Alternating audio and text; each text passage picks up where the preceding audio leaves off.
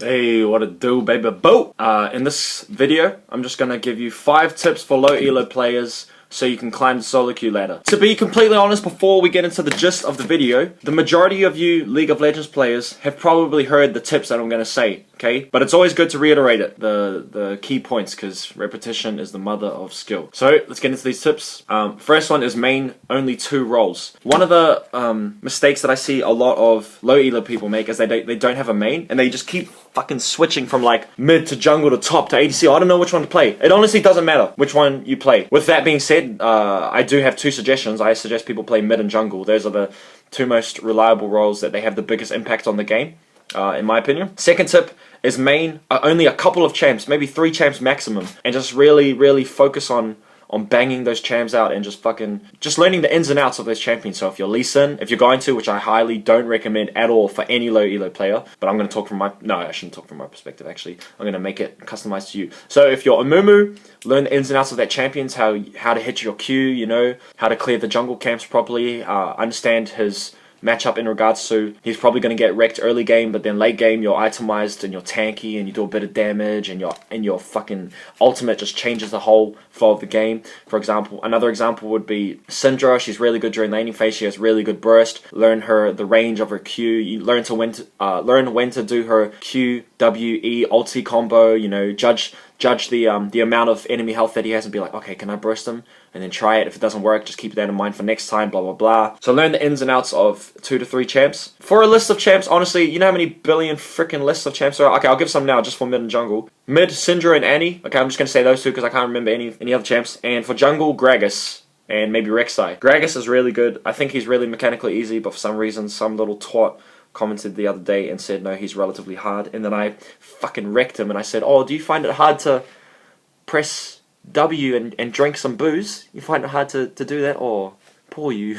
Third tip is to study game mechanics. When I say game mechanics, I specifically mean itemization and matchups. Matchups is honestly so important because matchups gives you an idea of how the game is going to play out. Because if you have a early game oriented team comp, maybe Elise, Annie, maybe like Lucian bot, or fuck, I don't know, someone else early game. And they have a late game team comp like, I don't know, Vayne, Azir, you know, Amumu or something. That means you have a rough idea of how the game's going to look like even before the game started. You're going to be like, okay, our power spike is early game, so if we want to win the game, we have to avoid their strengths, which is late game, play to their weaknesses, which is early and mid game, and then we have to play to our strength, which is early and mid game, and then avoid their weaknesses. Our weaknesses, sorry. So that means that you have your whole plan around the early game. Boom, we got to make catches, we got to get deep vision, we got to get the snowball started early, so that even if we do group up in team fights, we have such a lead that their team fight ability doesn't mean shit just because we've put them so far behind and all that stuff. And then itemization. So the enemy team has 3 AP, playing Azir or Syndra mid, maybe it's a good idea to get Abyssal. Or the enemy team has a Fizz and I'm mid lane LeBlanc, maybe it's a good idea to get Zhonya's so his ulti doesn't mean shit. The enemy team has a lot of AoE damage and I'm playing Thresh, maybe it's a good idea to get Aegis.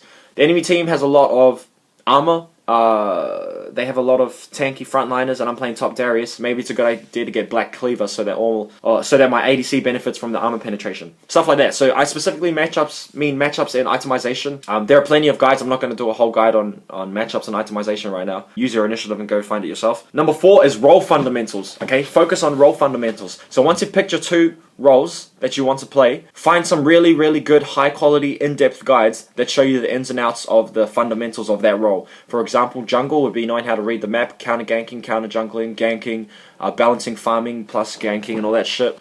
Mid would be roaming, CSing, trading in lane, playing in team fights, making catches in the enemy jungle, blah blah blah. Snowballing the lead. Find a really in-depth guide, okay, and just soak that shit in, and then go into every game focused on one fundamental at a time. That's what I used to do, and that's what I found works best for me. Is if I go into a game and I'm like, okay, I'm just going to practice CSing, or I'm just going to practice my roaming ability, and then you bring the skill up, and then the other skills are down here, but you bring this up, boom, boom, boom, and then once this is at a really good level, or, you know, sustainable level, then you move on to the next one. Bring that up, boom, next one, next one. And the last thing I'm going to say is probably the most important out of all of these things. The reason why I'm saying that this one is the most important is because we're humans, and humans are irrational and emotional as dick. We're not robots. People like to think that we're the most rational species on the planet. So the 5th tip is to control your emotions. I'm going to keep saying this till the day I die. I think being able to control your emotions is one of the best skills that you can learn how to cultivate. And the reason why that is the case in this instance is because if you're not able to control your emotions, all of the logistical stuff that I just said about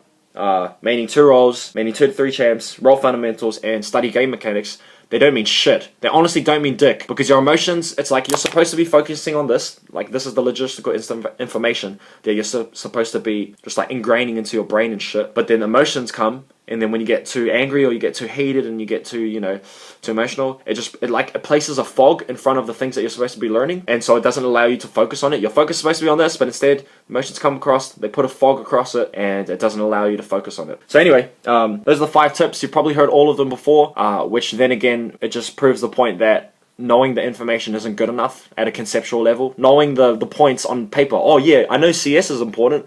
I know roaming is important. Oh yeah, I know team fighting is important. It's not good enough. That's just the first level of knowing it at a conceptual level. You need to go to the next one, and you have to start implementing it into your gameplay. Start practicing, focus practice, blah blah blah, all that shit.